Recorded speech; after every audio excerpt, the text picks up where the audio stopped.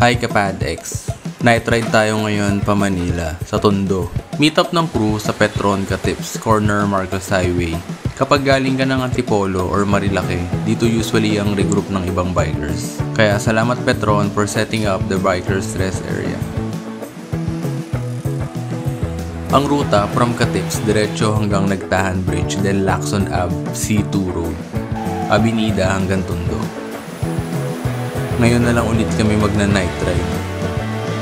Nakasama namin for today si Jolo at nakasabay din namin si Tres.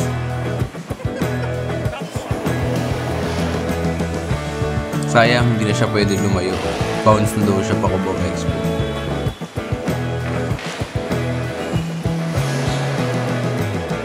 Sa Aurora Boulevard, diretso lang naman, hindi kayo maliligaw. Sundan nyo lang yung LRT hanggang Puresa Station. Okay din umalis ng Sunday, less traffic.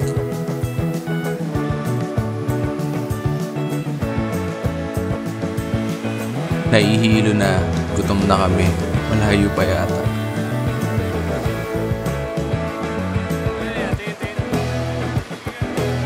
Nag-stop kami saglit malapit sa UARM, parang regroup na rin.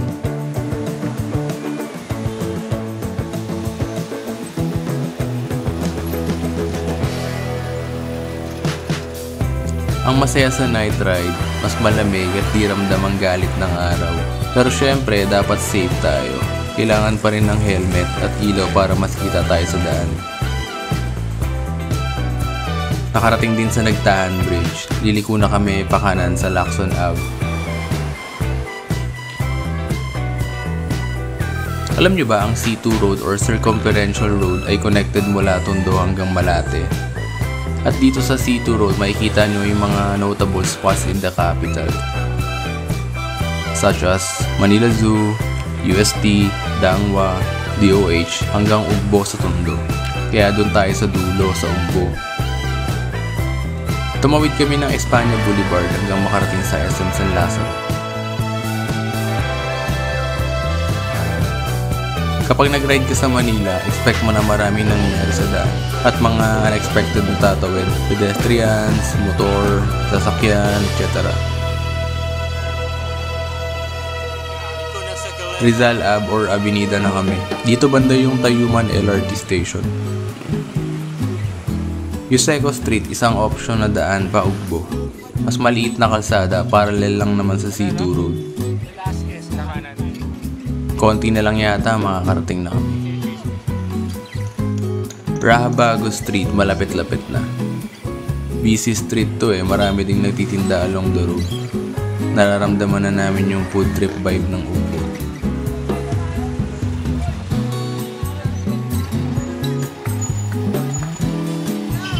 At ito na nga, nakarating din kami. Mga 7 PM kami nakarating kaya medyo marami ng tao. Alam ko 4 PM ang open ng ibang store kaya pwede nyo rin agahan. Medyo na-overwhelm lang pagdating kaya umikot muna kami para maghanap kung saan kami magpo-food trip. May sinasabi si Jello, doon na lang daw kami sa OG, kila Mang Rado, or kilala bilang ang hari ng tumbong. Sa may iskinita sila kaya okay lang din, may space for parking ng bisikleta. Sa menu, umorder kami ng lechon, tumbong, at lumpiang Shanghai. May kasama ng rice bawat order. Solid pa rin dito sa OG.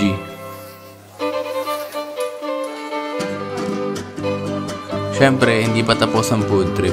Iniwan namin yung bisikleta nag-ikot-ikot kami para makapag-try ng iba. Sa sobrang daming options, mahirap pumili. Nakakahilo, paikot-ikot, hanggang sa mabusog ka na lang kakatingin. Pero we suggest, unahin nyo na lang kung saan kayo nagkikrave. Sinubukan din namin itong Reki Shake. Umorder kami ng mango graham at avocado. Marami silang flavors and additional toppings, depende na lang sa trip nyo. Kapag magra-ride kayo dito sa Ugbo, marami namang options sa food trip. Depende na lang kung saan kayo. Pwede rin pumarada sa Gedli at sabay-sabay kumain. Ang importante, sama-sama kayo. Hanggang sa susunod na Padjak Exploration. Yun lang.